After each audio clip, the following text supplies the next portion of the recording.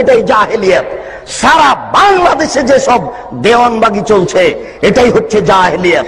শুনুন, এই দেশের মাটিতে যে আপনার চলছে ওই চিশতিয়া, নকশবন্দিয়ে, মুজাদ্দিদিয়ে, এই সব তরিকা জাহেলিয়াত। 1980 সালের জরিপে এই দেশের মাটিতে 2,98,000 পীর আছে। সব পীরের সব তরিকা হচ্ছে জাহেলিয়াত। এই মাইজ ভান্ডারি হচ্ছে জাহেলিয়াত। আশ্চর্য, নারী পুরুষ একাকার হয়ে জিকির করছে।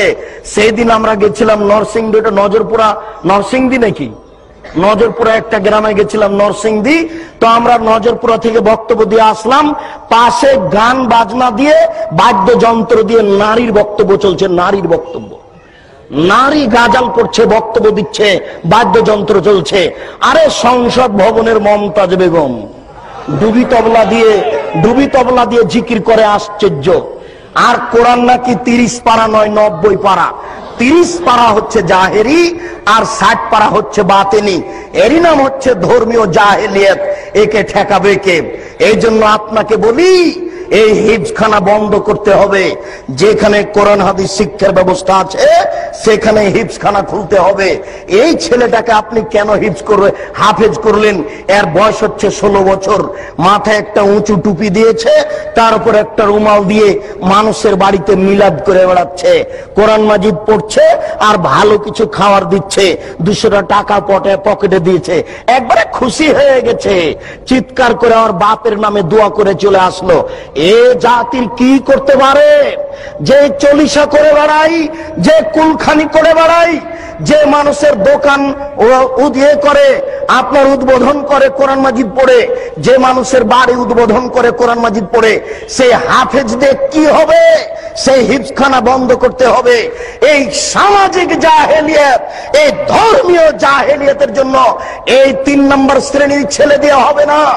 একেবারে বলিষ্ঠ কণ্ঠের, একেবারে নির্ভীক সেনা, যার অন্তরে কোনো ভয় ভীতি থাকবে না, যার বিদ্যের সামনে পৃথিবীর কোনো বিদ্যা টিকবে না।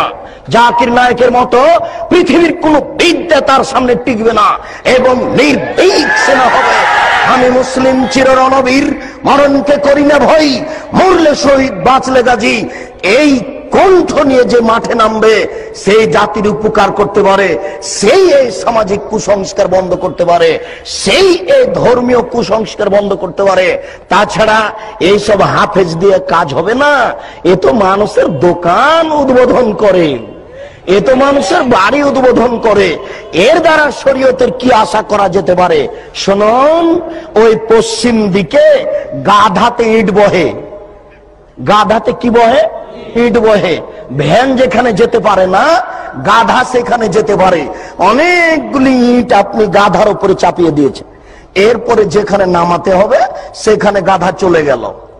এবার আপনি কি করেছেন? আপনি বইয়ের দোকানদার, অনেকগুলি কোরআন মাজিদ তার উপরে তুলে দিয়েছেন। ও চলে গেল আপনার কোরআনের দোকানে। তো গাধা কি জানতে পারলো যে এখন কোরআন না ইট?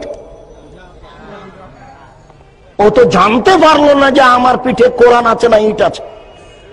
তো যেই ব্যক্তি শুধু কোরআন মুখস্থ করলো, দাওয়াত খেয়ে বেড়ালো, এ তো বুঝতে পারলো না যে কোরআন। এই কোরআনের ভিতরে আছে জাল হক এসেছে সত্য, ওয়াজাহাকাল বাতিল চলে গেছে মিথ্যে, ইন্নাল বাতিলা নিশ্চয় মিথ্যে, কানা যাউকা। এই দেশের জাহেলিয়াতকে লাথি মেরে ডুবিয়ে দিতে চাই, এই দেশের অন্যায়কে যে কোনো মূল্যে উৎখাত করতে চাই। আল্লাহ, তুমি বড় দয়াবান, তুমি বড় রহমান, তুমি বড় ক্ষমাশীল, তুমি বড় শক্তিশালী। তোমার শক্তির দরবারে আশাধারী হয়ে বলছি, আমি বন্ধা হলে কি হবে? আমার স্ত্রী বন্ধা হলে কি হবে? আমার বয়স 80 হয়েছে, তাতে কি হবে? আমার স্ত্রী বন্ধা হলে কি হবে? এমন একটি ছেলে তুমি দান করো, যেই ছেলে এরকম বিদ্যা অর্জন করবে এবং যে কোনো অন্যায়ের বিরুদ্ধে লড়ে পড়বে, জেল সুলি ফাঁসির 5 পয়সা দাম দিবে না। এরকম ছেলে একটা তোমার দরবারে দাবি রেখে সামনের দিকে আগাচ্ছি। আলেমদের অবস্থা